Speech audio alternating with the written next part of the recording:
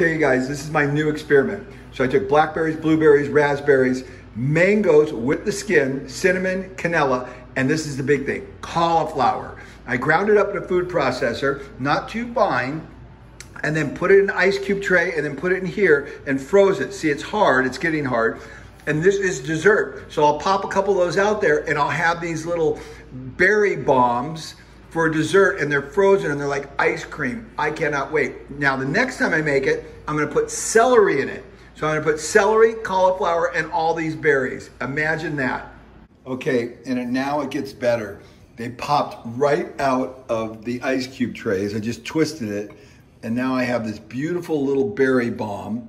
I can take two of them and nuke it for just 1 minute, not even that long. Softens it just a little bit. Most incredible ice cream ever. So I'm eating one now. Oh my gosh, they're crazy.